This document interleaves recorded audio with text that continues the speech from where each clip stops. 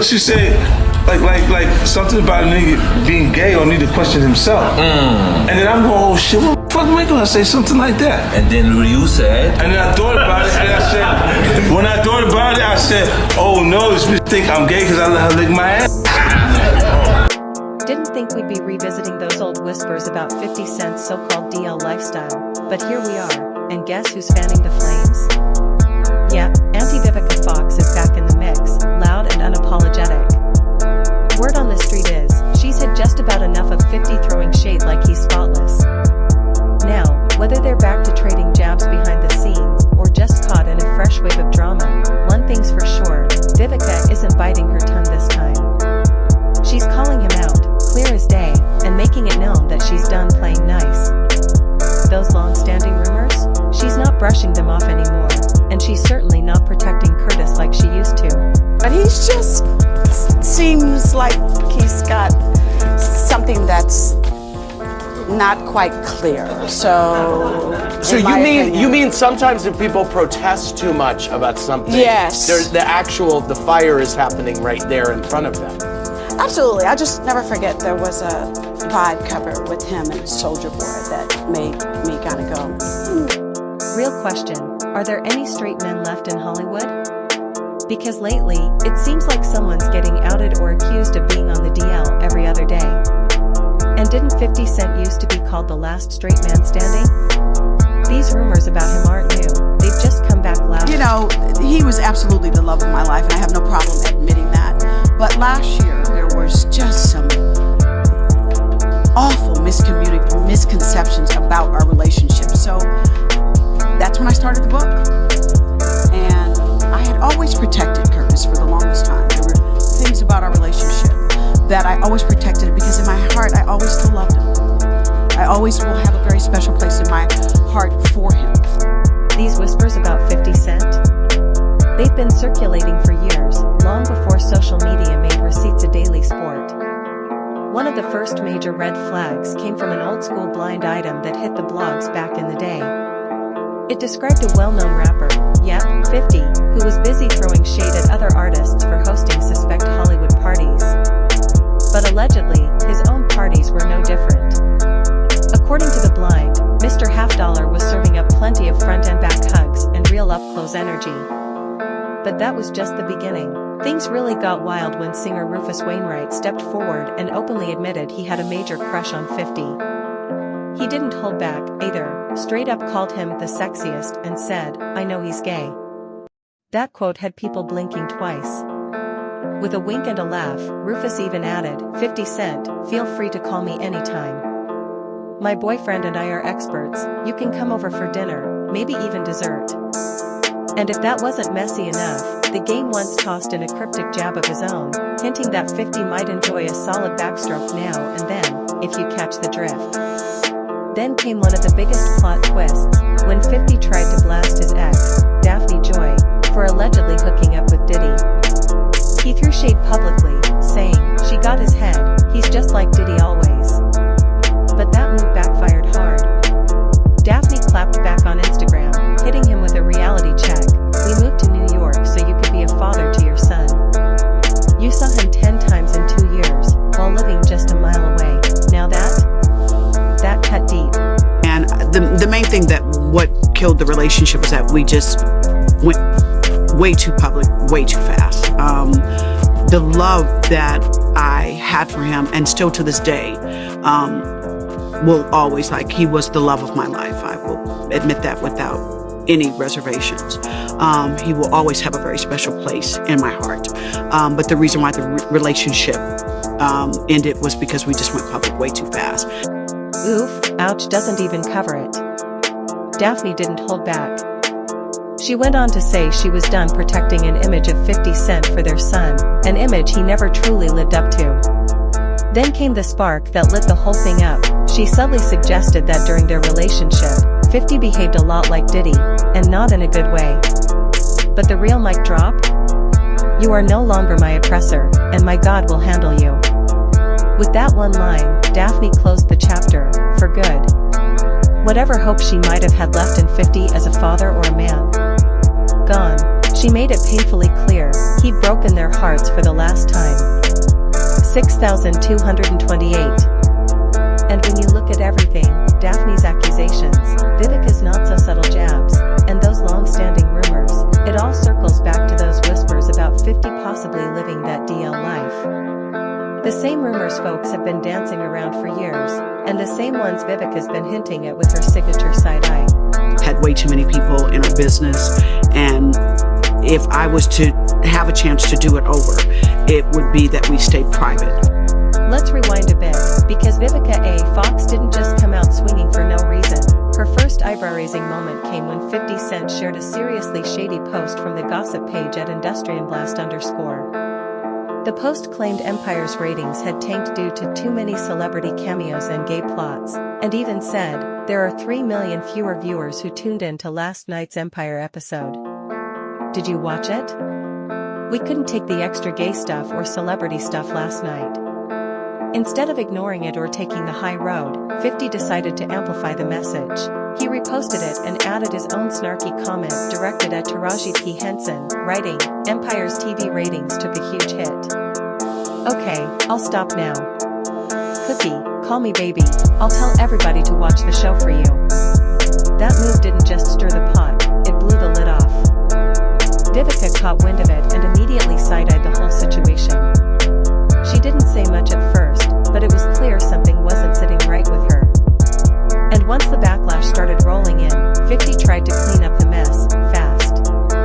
He deleted the post, and his team jumped in with a PR statement claiming, Mr. Jackson reposted something on Instagram that originated from a blog about Empire's ratings. Once he realized there was extra content in the blog that he didn't agree with, he took it down immediately. That post does not reflect his personal views. But Vivica? Oh no, she wasn't buying that for a second. She took her thoughts straight to Watch What Happens Live and didn't hold back. With a cool mix of sass and certainty, she suggested 50's behavior was a bit too suspect, and just like that, the rumors found new fuel. My phone started blowing up, and I was like, Lord, what I do now? You know? And they said, yeah, Curtis finally said something about your movie. Yeah. And I took it as a compliment. I did. I was like, that was his way of showing support. Thanks, boo. Okay, so, but I know. Let me tell you this, and I don't know if y'all remember, because y'all remember when Vivica didn't bite her tongue. The pot calling the kettle black. That's all I'm saying, she said with a smirk. And when asked to explain, she gave that classic look and let the silence speak volumes. 50 and Vivica was dating. Y'all was dating. 13 years ago. 13 years ago. Okay. And I remember it was some kind of award ceremony. You was on stage and your body was popping. And I remember Curtis like, he was in love with you, girl. Would you ever think about getting back together with Mr. Curtis Jackson if he came? Well, Ben and Jen did it again. Why not? Ah! Vivica didn't just stop with her shady comment. She kept the tea flowing. She said 50 gave off a certain unclear kind of energy, like something just wasn't adding up. Then, to really stir the pot, she brought up that old magazine cover he did with Soulja Boy, hinting that the cozy vibe between them wasn't exactly helping his case. And she wasn't done yet. Vivica jumped on Twitter right after the episode aired and dropped this spicy little mic, boom. That was from my Empire Season 2 family, y'all. Drops mic child. Now let's be honest, anyone who knows 50 or Soulja Boy knew they weren't about to take that shade sitting down. Soulja was the first to clap back, posting a rough pic of Vivica with the caption, everybody hit up this cougar. She's single and ready to mingle, granny desperate for attention. Yikes. Then 50 swooped in and turned up the heat, reposting the same photo with a caption that made jaws drop. I've said this many times before, 50 Cent was the love of my life. He was the one that, kind of blew that one. Happens. I was young, had been used to taking care of myself. 50 wanted me to be his princess, and I didn't get it. Even though he is absolutely the love of my life, dating 50 Cent, was difficult. Because I really, really cared for him and I loved him very, very much. Oh no, things took a hard left when 50 clapped back with a comment that had the internet doing double takes. He wrote, now she thinks I'm gay because I let her lick my behind, lol. Wait, I didn't even want her to, she forced me. My hands were tied, 50 Shades of Grey. Yeah, he really said that. The internet went wild, memes exploded, and just like that, the petty war was in full swing. But 50 wasn't finished. He kept the jabs coming, posting more old photos of Vivica, including one with a brutal caption. Remember when you told me, screw Halle Berry, I could have played every role she ever did better? And I just looked at you like, what did you take? And while the online shade kept flying, behind the scenes, word is Vivica hasn't put the gloves down either. Allegedly, she's still talking, telling folks she's got more tea to spill on 50 and hinting that he's still calling the kettle black. If the streets are telling the truth, she might not be done yet, and receipts could still be on the way. Now, here's where it gets complicated. Some folks think Vivica's not just trying to expose 50, they think she's still low-key in her feelings.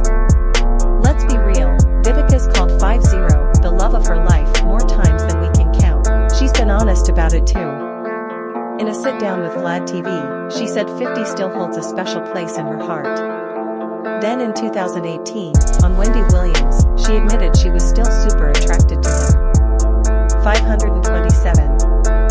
And it didn't stop there. Fast forward to 2023, Vivica appeared on Sherry Shepherd's show and said she'd totally be open to giving their love another shot. She even compared them to J.Lo and Ben Affleck, hoping for that kind of reunion glow-up. But here's the kicker, 50? He's not exactly on the same page. At one point, he straight up said he regrets they ever dated. He even posted a throwback clip from the 2003 BET Awards when he made his move on Vivica after winning Best New Artist. His caption? I look back at some of the ish I did. I gotta learn to shut up, look at that, look at the end, that's trouble. Cold. And if that wasn't enough, back in 2016, 50 really went low. He clowned Vivica by posting her picture side by side with a mugshot of reality star Regine Aronizing, who suffered botched plastic surgery. His caption? I don't know why people want to cross me. I'd stay out of my way if I wasn't me. 'Cause I'm gonna keep winning. I think they do it for attention, then they get more attention than they bargained for. I told y'all Power was the real show to watch, not Empire, 50 Cent said, tossing more shade and making the drama even messier. But Taraji P. Henson wasn't about to let that slide. She stepped in to defend Vivica, calling 50 out for using his platform to tear down his ex instead of lifting people up.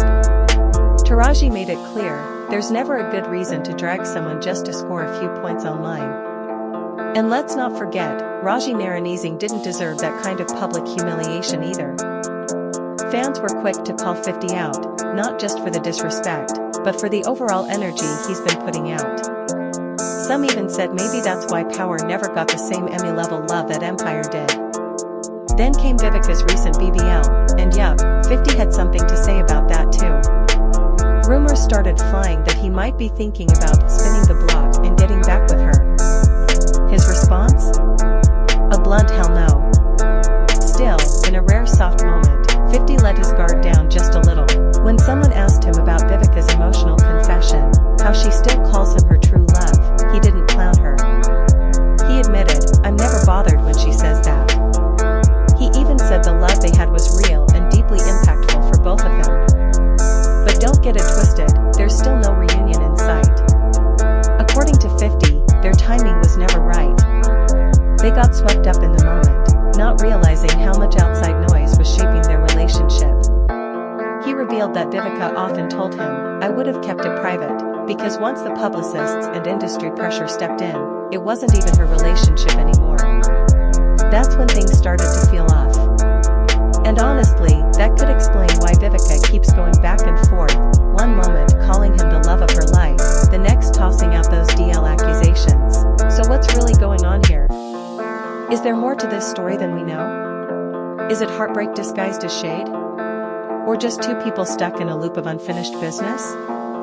Either way, we want to hear from you. Drop your thoughts in the comments below, and don't forget to like, subscribe, share, and hit that notification bell so you don't miss the next wild celebrity breakdown.